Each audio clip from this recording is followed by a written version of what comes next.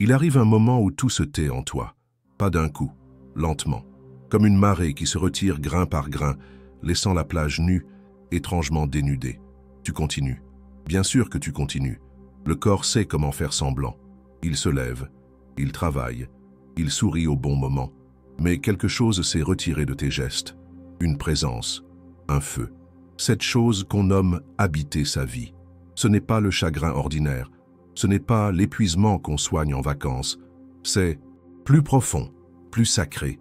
C'est ton âme qui a cessé de répondre aux questions qu'on lui pose depuis trop longtemps. Qui es-tu au-delà des rôles? Qui es-tu quand personne ne te regarde? Qui reste quand tu cesses d'être utile, efficace, disponible? Le vide s'installe, non comme une punition, mais comme un espace, intime, nécessaire. Jung parlait de ce moment comme du début véritable, mais avant ce début, il y a ce seuil, cette antichambre où tout ce qui n'est pas authentiquement toi ne peut plus respirer.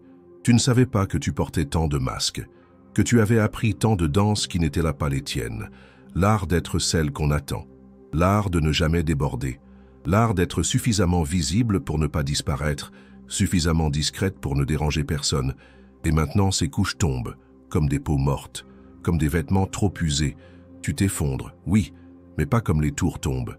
Tu t'effondres comme la terre s'ouvre, pour faire place à ce qui doit naître. Dans ce vide, il y a des silences que tu n'avais jamais entendus.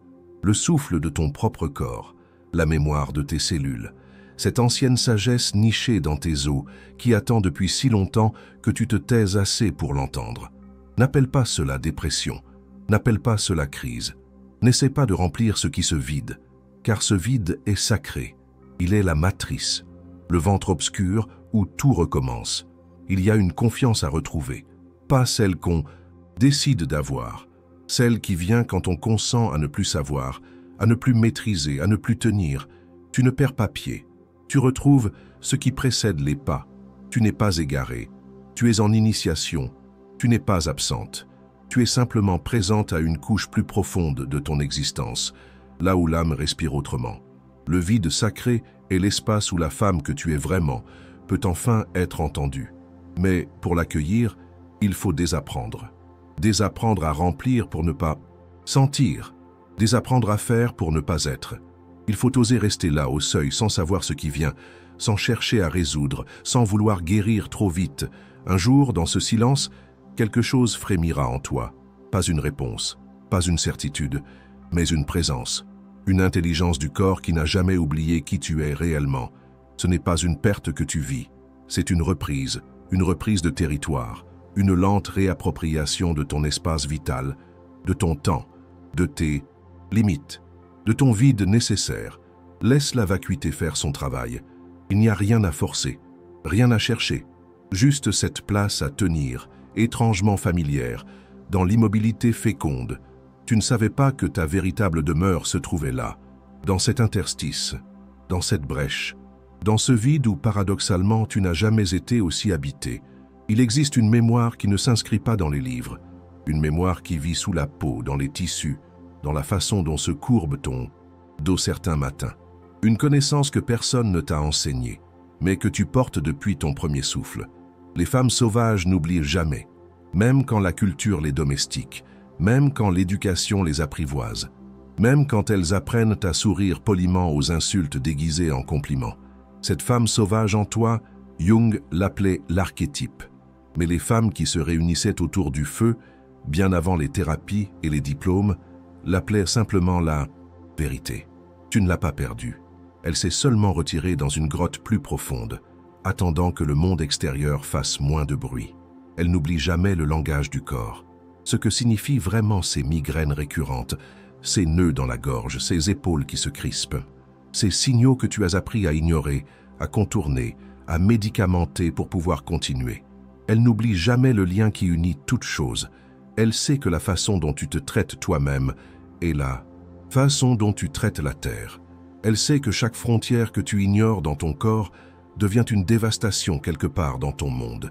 Elle n'oublie jamais la frontière sacrée entre oui et non, la dignité fondamentale qui réside dans le droit de refuser, de se tenir à l'écart, de dire « pas maintenant » ou « pas comme ça » ou simplement « non », sans explication, sans justification, sans culpabilité. Elle n'oublie jamais le pouvoir de la patience, celle qui ressemble au sommeil, mais qui est en réalité une forme de vigilance profonde, celle qui attend le moment juste, le terrain fertile, la lune propice. Combien de mouvements prématurés as-tu fait? Combien de fois as-tu parlé trop tôt, agi trop vite, cédé trop facilement par peur du vide ou du silence? Les femmes sauvages n'oublient jamais les cycles, cette vérité si simple: tout ce qui monte redescend, tout ce qui naît meurt, tout ce qui s'épanouit se fane puis renaît sous une autre forme. Elles savent que le désir n'est pas péché mais boussole, que la colère n'est pas faiblesse mais protection, que les larmes ne sont pas faiblesse mais irrigation nécessaire des terres trop arides. La femme sauvage en toi n'oublie jamais comment discerner. Elle reconnaît la voix de la peur déguisée en sagesse, la voix du doute déguisée en prudence, la voix de la domestication déguisée en bienséance. Quand as-tu cessé de l'écouter? À quel moment précis as-tu commencé à faire plus confiance aux livres, aux experts, aux autorités? Qu'a cette connaissance viscérale qui te traversait avant même tes premiers mots? Il n'est pas trop tard pour te souvenir, pour revenir à cette écoute primordiale, pour honorer cette intelligence qui passe par le ventre, par les rêves, par les intuitions que rien ne justifie mais que tout confirme. Les femmes sauvages n'oublient jamais le chemin du retour, même après des années d'exil intérieur, même après avoir marché si longtemps dans des chaussures trop étroites qu'elles ont déformé la plante des pieds. La mémoire est là, intacte, intemporelle, comme une étoile qui brille même quand tu ne la regardes pas, comme une source qui coule même quand tu as oublié sa localisation. Tu n'as rien à inventer, rien à créer de toutes pièces, juste à te souvenir, à retrouver ce que ton corps, ta lignée, ta nature profonde n'ont jamais oublié. Ton corps n'est pas une erreur à corriger, ni une image à parfaire, ni une machine à optimiser. Ton corps est un territoire, une terre sacrée, le lieu, même où ta vie s'inscrit, respire, se déploie. Combien de temps l'as-tu habité comme une étrangère, comme une locataire pressée, comme une critique sévère toujours prête à souligner ses défauts, ses plis, ses marques? Nous avons appris à vivre au-dessus de nos corps, à les regarder de loin, comme on observe un paysage à travers une vitre, à les juger selon des critères qui n'ont rien à voir avec leur intelligence propre, leur langage singulier, leur sagesse innée.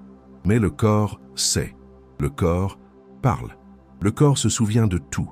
Il se souvient des mots qui ont été dits et de ceux qu'on a tus. Il se souvient des gestes qui l'ont honoré et de ceux qui l'ont violenté.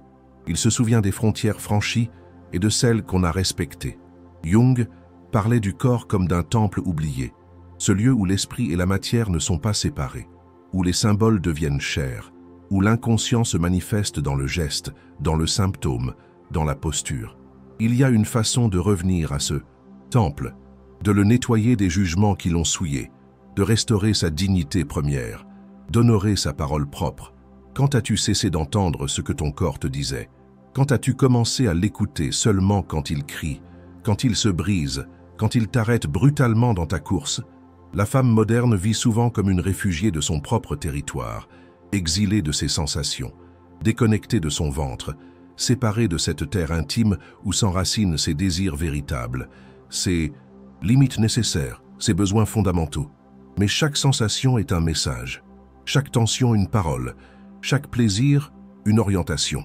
Ton corps n'est pas ce qui te sépare du monde, il est ce qui te permet d'y participer pleinement. Il est le lieu où le monde devient toi, où tu deviens monde. Il y a une écologie de l'être à retrouver, une façon d'habiter ce corps-terre qui ne soit ni exploitation, ni négligence, ni domination. Tu n'as pas à le forcer pour qu'il te serve. Tu n'as pas à le punir quand il t'exprime sa vérité. Tu n'as pas à l'ignorer jusqu'à ce qu'il tombe malade pour attirer ton attention. Tu peux revenir à cette demeure première, pas comme une propriétaire qui rénove selon ses plans, mais comme une gardienne qui écoute, qui observe, qui accompagne.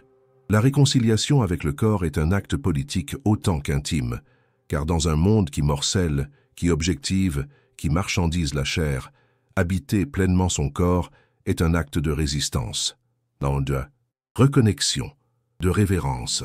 Cette révérence n'est pas passive, elle est l'attention la plus vive, la présence la plus alertée. Elle est l'art de sentir avant de penser, de percevoir avant de juger, de recevoir avant de réagir. Ton corps n'attend pas la perfection, il attend ta présence, ta reconnaissance, ton consentement à traverser avec lui plutôt que malgré lui les saisons de ta vie, le corps temple, le corps terre, le corps mémoire, le corps langage. Reviens-y pas à pas, souffle après souffle, sensation après sensation.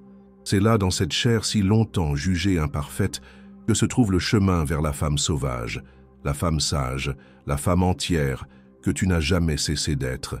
Il y a dans chaque histoire de femme l'ombre d'une mère, pas celle qui a bercé ou qui n'a pas bercé, pas celle qui a nourri ou qui n'a pas nourri, mais la mère, celle qui initie, celle qui montre le chemin, celle qui dit « Voilà ce que c'est d'être femme dans sa puissance ». Cette mère-là, combien d'entre nous l'ont vraiment connue? Nos mères biologiques ont fait ce qu'elles pouvaient, avec les outils qu'elles avaient, avec les blessures qu'elles portaient, avec les silences qu'elles avaient appris à garder. Comment auraient-elles pu nous transmettre ce qu'elles n'avaient jamais reçu? Comment auraient-elles pu nous montrer des territoires qu'elles n'avaient jamais explorés? Ce n'est pas leur faute, et ce n'est pas la tienne. Mais il y a ce manque, cette faim, cette attente, d'un regard qui te confirme dans ton essence, d'une main qui te guide vers ton pouvoir propre, d'une voix qui te dise « Tu peux être femme autrement, tu peux être femme pleinement ». Jung parlait de cet archétype comme de la grande mère, cette présence qui, au-delà des mères imparfaites et blessées que nous avons eues, nourrit l'âme féminine de sa sagesse immense. Elle est là, toujours, même quand tu ne la sens pas, même quand tu cherches désespérément ses traces dans des relations qui ne peuvent pas combler ce vide originel. Tu l'as cherchée partout, dans les amants qui ne pouvaient pas te la donner, dans les amitiés qui s'épuisaient à force de porter ce besoin trop lourd, dans les mentors que tu idéalisais avant de découvrir qu'ils étaient, eux aussi, des êtres inachevés. Mais ce manque n'est pas une sentence, c'est une porte, car la mère qui manquait ne viendra pas de l'extérieur. Elle émerge en toi, elle attend en toi. Elle se révèle à mesure que tu cesses de la chercher ailleurs. Cette part maternelle n'est pas que douceur et accueil, elle est aussi frontière et refus. Elle est aussi colère sacrée qui protège ce qui est précieux. Elle est aussi non catégorique face à ce qui abuse, à ce qui prend sans demander, à ce qui exige sans considération. C'est elle qui t'apprend à te nourrir véritablement, à distinguer ce qui alimente de ce qui remplit temporairement, à reconnaître la différence entre le désir authentique et la compensation désespérée. Elle t'enseigne à maîtriser l'art subtil du soin, pas ce soin qui s'oublie et se sacrifie, mais ce soin qui commence par toi, qui s'enracine en toi et qui rayonne ensuite, sans s'épuiser, vers ceux que tu choisis. La mère en toi sait aussi célébrer, pas seulement par devoir ou coutume, mais par reconnaissance profonde pour le miracle quotidien d'être vivante, sensible, consciente dans un corps qui te permet d'embrasser le monde. C'est elle qui t'apprend à honorer tes cycles, tes saisons, tes passages, à ne pas avoir honte de ta vulnérabilité ni de ta puissance, à ne plus cacher ce sang qui parle, ce ventre qui sait, ces larmes qui lavent. La relation à la mère intérieure est la plus intime et la plus transformatrice des révolutions. Car lorsque tu cesses d'attendre d'être complété de l'extérieur, quelque chose se libère en toi. Une autorité nouvelle, une présence plus pleine, une capacité à contenir tes propres expériences sans être submergé. Tu deviens ton propre refuge, ta propre écoute, ta propre bénédiction, non pas dans une solitude murée, mais dans une autonomie reliée. Et c'est alors, paradoxalement, que tu peux enfin rencontrer vraiment les autres femmes, non plus comme des rivales ou des substituts maternels, mais comme des sœurs de voyage, des témoins, des alliés sur ce chemin vers la femme-mère que tu portes en toi depuis toujours. Combien de fois t'es-tu perdu en aimant? Combien de fois as-tu confondu amour et disparition de toi, fusion et effacement, attachement et captivité? On nous a raconté des histoires où l'amour était abandon, où la femme comblée était celle qui savait se faire petite, accommodante, toujours disponible à l'autre et jamais à elle-même. Ces histoires vivent en nous, comme des racines tenaces, comme des voix qui murmurent. Si tu poses tes limites, on ne t'aimera plus. Si tu dis ta vérité, on te quittera. Si tu prends ta place entière, tu resteras seul. Mais l'amour véritable n'a jamais demandé le sacrifice de soi. Jamais. Jung parlait de l'animus et de l'anima, ces parts masculines et féminines qui cherchent à s'équilibrer en nous. Mais avant de chercher cet équilibre avec un autre, Peut-être faut-il d'abord le trouver en soi, peut-être faut-il d'abord refuser que l'amour soit ce lieu où l'une existe et l'autre s'efface. Il y a une autre façon d'aimer, une façon qui ne contracte pas ton cœur mais l'élargit, qui ne diminue pas ton espace mais le consacre, qui ne t'éloigne pas de toi mais te ramène, encore et encore, à cette source vive au centre de ton être. Aimer sans appartenir, sans posséder, sans contrôler ni être contrôlé. Aimer en restant souveraine de ton territoire intérieur. C'est un art difficile, car il demande de défaire tant de conditionnements, de guérir tant de blessures, de reconnaître ces moments où, sous couvert d'amour, tu abandonnes tes frontières, tu tais tes besoins, tu négocies l'innégociable. L'amour sans appartenance commence par l'engagement sacré envers toi-même. Cette promesse de ne plus jamais te trahir pour être aimé, de ne plus jamais étouffer ta vérité pour éviter la solitude, de ne plus jamais te réduire pour tenir dans le cadre trop étroit d'une relation. Cet engagement n'est pas égoïsme ni indifférence à l'autre. C'est au contraire la condition d'une rencontre authentique. Car comment pourrais-tu vraiment rencontrer l'autre si tu n'es pas présente? Comment pourrais-tu vraiment recevoir si tu n'habites pas pleinement ton espace? L'amour véritable est un dialogue entre deux libertés. Pas un contrat entre deux peurs, pas une fusion entre deux vides, pas un marchandage entre deux blessures non guéries. Il y a cette magnifique possibilité, aimer sans s'abandonner, se lier sans s'enchaîner, s'engager sans s'emprisonner. Cette possibilité commence par la conscience, cette capacité à observer, moment après moment, ce qui se passe en toi quand tu aimes, à reconnaître ces instants subtils où tu commences à t'effacer, à te contracter, à t'adapter excessivement au désir de l'autre. Elle continue par le courage, ce courage de rester présente même dans l'inconfort, de dire non même quand la peur de perdre te traverse, de poser des limites claires même quand tout en toi tremble à l'idée d'être rejeté. Elle s'accomplit dans la pratique quotidienne d'un amour conscient, attentif, éveillé, un amour qui n'a pas peur du vide ni de la distance, qui sait que les espaces entre deux êtres ne sont pas des menaces mais des respirations nécessaires.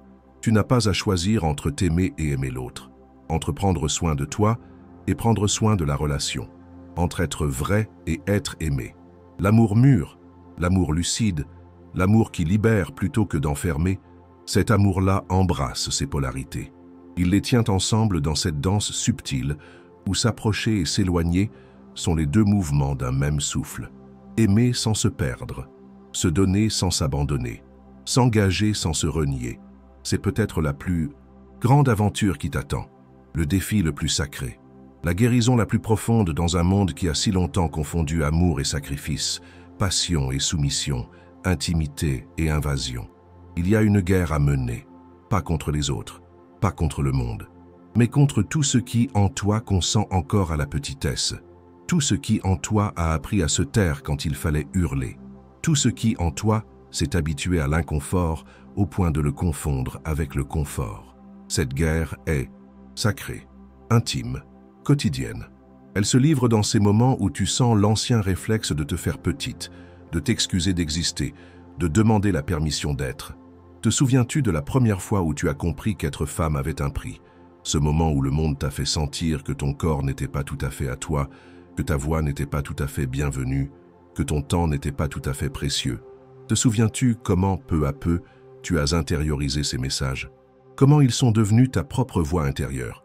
Comment ils ont coloré ta perception de toi-même jusqu'à te faire croire que c'était ta nature d'être toujours disponible, toujours arrangeante, toujours prête à porter les fardeaux émotionnels des autres? Jung appelait cela la persona, ce masque social que nous finissons par confondre avec notre vrai visage.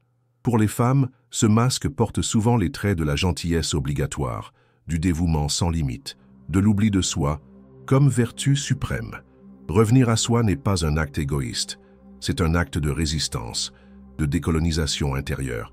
C'est refuser que ta valeur dépende de ton utilité pour les autres, refuser que ton temps soit considéré comme moins précieux, refuser que ton confort soit toujours le dernier sur la liste des priorités. Cette guerre sacrée commence par des actes minuscules, dire non sans te justifier pendant 10 minutes, prendre de l'espace sans t'excuser, exprimer un besoin sans l'enrober. Dans 1000 précautions, ne pas sourire quand tu ne ressens aucune joie, ne pas adoucir ton propos quand la situation exige de la clarté, Elle continue par des redéfinitions fondamentales. Qu'est-ce que la générosité si elle n'inclut pas la générosité envers toi-même? Qu'est-ce que l'amour s'il exige toujours que tu sois moins pour que l'autre soit plus? Qu'est-ce que la force si elle ne s'exprime que dans l'endurance silencieuse et jamais dans l'affirmation tranquille de qui tu es? C'est une guerre sans violence mais non sans courage. Car il en faut du courage pour défaire ces couches de conditionnement, pour résister à la culpabilité qui monte quand tu reprends ton dû, pour tenir bon face à l'incompréhension, parfois à l'hostilité, de ceux qui étaient habitués à ta disponibilité sans borne. Il en faut du courage pour réapprendre à distinguer ta voix parmi toutes celles qui parlent en toi et à travers toi, pour discerner ce qui vient vraiment de ton centre et ce qui n'est qu'écho des attentes extérieures, pour sentir ce oui profond qui monte de tes entrailles et ce non nécessaire qui protège ton espace vital. La liberté d'une femme n'est pas un état à atteindre une fois pour toutes. C'est une pratique, un engagement renouvelé chaque jour, une vigilance constante face à ses forces, en soi et hors de soi, qui cherchent à réduire, à étouffer, à domestiquer ce qui en toi est vaste, sauvage, indomptable. C'est l'art d'être présente à ta propre vie, non pas comme une spectatrice polie, mais comme la gardienne farouche de ce temple qu'est ton existence, comme la protectrice de cette flamme qui brûle en toi et qui ne demande qu'à grandir, à réchauffer, à illuminer. Cette guerre n'est pas menée pour détruire, mais pour créer, pour faire naître jour après jour, geste après geste, choix après choix, une façon d'être femme qui ne soit plus définie par la diminution, mais par l'expansion, par la plénitude plutôt que par le manque, par la présence plutôt que par l'effacement. Revenir à soi, habiter son centre, protéger sa flamme, honorer sa vérité. Cette révolution silencieuse est peut-être la plus puissante de toutes, car elle change non seulement ta vie, mais aussi la façon dont le monde se reflète en toi et dont tu te reflètes dans le monde. Il y a cette solitude que tu as fui si longtemps, cette solitude qui te semblait punition, absence, échec, preuve que quelque chose n'allait pas chez toi, cette solitude devant laquelle tu as reculé, que tu as comblée à tout prix, par des relations qui ne te nourrissaient pas, des occupations qui ne t'inspiraient pas, des distractions qui ne faisaient que retarder l'inévitable rencontre avec toi-même. Mais la solitude n'est pas ce qu'on t'a dit qu'elle était. Elle n'est pas un vide à remplir, une fin à combler, un problème à résoudre. La solitude est un berceau, un espace sacré, le lieu même où tu peux enfin t'entendre respirer, penser, sentir, sans le bruit constant des attentes extérieures. Jung parlait de l'individuation, ce processus par lequel nous devenons pleinement qui nous sommes, distincts de la masse, fidèles à notre propre nature profonde. Mais ce processus ne peut commencer vraiment que dans la solitude acceptée, embrassée, honorée comme un passage nécessaire. Il y a des solitudes différentes. Il y a cette solitude amère de qui se sent rejeté, incompris, isolé en pleine foule. Cette solitude qui resserre le cœur et contracte l'être. Mais il y a aussi cette solitude féconde. Cette solitude qui élargit, qui permet à tes racines de s'enfoncer plus profondément dans ta propre terre, qui crée l'espace nécessaire pour que tes branches s'étendent dans toutes les directions où la vie t'appelle. Tu l'as peut-être rencontrée par accident, ou parce que la vie t'y a poussé, une rupture, un deuil, un déménagement. Ces moments où tout ce à quoi tu t'accrochais s'est dérobé, te laissant face à toi-même, sans échappatoire. Et dans cette confrontation, tu as découvert quelque chose d'étonnant. La solitude n'est terrible que lorsqu'on la refuse, lorsqu'on la vit comme une absence de l'autre plutôt que comme une présence à soi. Car dans la solitude consentie, quelque chose s'ouvre, se déploie, respire enfin. Cette créativité que tu ne savais pas posséder, cette capacité à te tenir compagnie que tu avais oubliée, cette joie simple d'être en accord avec ton propre rythme, tes propres désirs, ta propre façon d'habiter le temps. Dans la solitude, tu retrouves ces plaisirs que tu avais négligés, lire jusqu'à l'aube sans rendre de compte, cuisiner exactement ce dont ton corps a envie, passer des heures à contempler un paysage sans te sentir coupable de cette improductivité, pleurer sans avoir à expliquer, rire sans avoir à partager la blague. La solitude n'est pas l'opposé de la relation, elle en est le fondement, car comment pourrais-tu vraiment rencontrer l'autre si tu n'as jamais pris le temps de te rencontrer toi-même?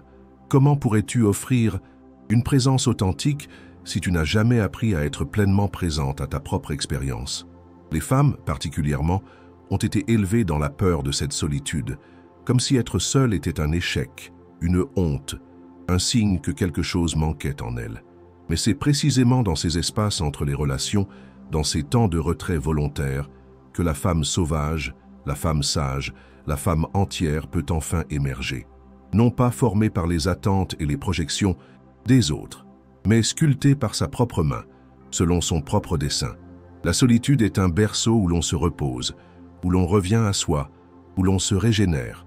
C'est aussi un atelier où l'on crée, où l'on expérimente, où l'on se réinvente. Il y a un art à cultiver cette solitude fertile, à la protéger des invasions constantes, qu'elles viennent des autres ou de tes propres habitudes de fuite et de distraction, à lui donner une place honorable dans ta vie, non comme un pis-aller, mais comme une nécessité aussi fondamentale que le sommeil ou la nourriture. Tu n'as pas à choisir entre relation et solitude, entre communion et autonomie, entre appartenance et liberté. La vie pleine embrasse ces polarités. Elle les tient ensemble, dans cette danse subtile, où s'approcher et s'éloigner sont les deux mouvements d'un même souffle. La solitude n'est pas un vide, c'est un berceau. C'est là que tu te reposes, c'est là que tu renais. Il y a ce moment de grâce, ce moment où tu comprends enfin que ce que tu vivais comme une perte était en réalité une naissance, que ce que tu traversais comme un désert était en réalité un passage, que ce qui te semblait être un effondrement était en réalité une métamorphose. Tu ne t'es pas perdu, tu étais juste en train de naître à toi-même, à cette version de toi que le monde n'avait pas prévue, que les rôles assignés ne pouvaient pas contenir, que les attentes extérieures ne pouvaient pas façonner. Jung parlait de la seconde moitié de la vie comme du temps où nous nous tournons enfin vers notre être véritable, où nous cessons de construire une personnalité sociale pour commencer à explorer notre âme, où l'extérieur cède le pas à l'intérieur. Mais cette naissance n'attend pas l'âge, elle attend le consentement. Elle attend ce moment où tu dis « assez », assez de cette vie trop petite, assez de ces compromis qui m'étouffent, assez de ces loyautés qui me détournent de ma voie. Tu as peut-être traversé des nuits obscures, ces temps où plus rien n'avait de sens, où les anciennes motivations s'étaient éteintes, mais où les nouvelles n'étaient pas encore nées, où tu te demandais si quelque chose s'était irrémédiablement brisé en toi. Mais ce n'était pas une fin, c'était une chrysalide, cet espace liminal où la chenille doit d'abord se dissoudre complètement avant de pouvoir prendre la forme du papillon. Toute naissance est précédée d'une dissolution, tout nouvel ordre est précédé d'un chaos, toute nouvelle clarté est précédée d'une confusion nécessaire où les anciennes catégories se brouillent, où les anciennes certitudes s'effacent, où l'inconnu prend momentanément toute la place. Ces passages ne sont pas des erreurs sur ton chemin, ils sont le chemin lui-même. Ces déserts ne sont pas des détours inutiles, ils sont précisément là où tu devais aller pour retrouver la source cachée au plus profond de toi. La femme que tu deviens n'est pas celle que tu avais imaginée, elle est plus complexe, plus paradoxale, plus vaste. Elle contient des paroles que tu n'aurais jamais osé prononcer avant, des désirs que tu n'aurais jamais osé reconnaître, des puissances que tu n'aurais jamais cru posséder. Elle n'est pas parfaite, elle n'est pas achevée, elle n'est pas réglée une fois pour toutes. Elle est en devenir constant, en métamorphose continue, en dialogue incessant avec la vie qui la traverse et qu'elle traverse. Cette naissance à toi-même n'est pas un événement, mais un processus. Il y aura d'autres seuils, d'autres passages, d'autres morts symboliques suivies d'autres renaissances. Car la vie n'est pas linéaire, elle est cyclique, elle est spiralée, elle te ramène sans cesse au même point, mais à des niveaux différents, avec une conscience nouvelle, une compréhension plus profonde, une capacité plus grande à embrasser la complexité de ton existence. Dans cette spirale, les apparentes régressions font partie du chemin. Les moments où tu sembles revenir à d'anciennes peurs, d'anciennes blessures, d'anciens schémas ne sont pas des échecs. Ils sont des opportunités de guérir ces couches plus profondes, de libérer ces parts de toi qui étaient restées captives, de récupérer ces fragments d'âme que tu avais dû abandonner pour survivre. Tu ne t'es pas perdu. Tu étais juste en train de rassembler toutes les parts de toi qui avaient été dispersées, de réunir tous les morceaux du puzzle pour former enfin l'image complète. Cette image n'est pas figée. Elle est vivante, changeante. Elle se révèle à toi jour après jour, dans chaque choix que tu fais, dans chaque parole que tu prononces, dans chaque limite que tu poses, dans chaque acte d'amour que tu offres. À toi-même d'abord, puis au monde. La naissance dont nous parlons n'est pas un aboutissement. C'est un commencement. C'est l'entrée dans une vie plus consciente, plus intentionnelle, plus alignée avec cette vérité profonde que tu portes et qui cherche à s'exprimer à travers toi. Tu ne t'es pas perdu. Tu es enfin en train de te trouver, de te reconnaître, de te réclamer. Et dans cette reconnaissance, il y a une libération si profonde qu'aucun mot ne peut pleinement la contenir. Seulement ce souffle, ce soupir, cette impression, enfin, de rentrer chez soi après un très long voyage.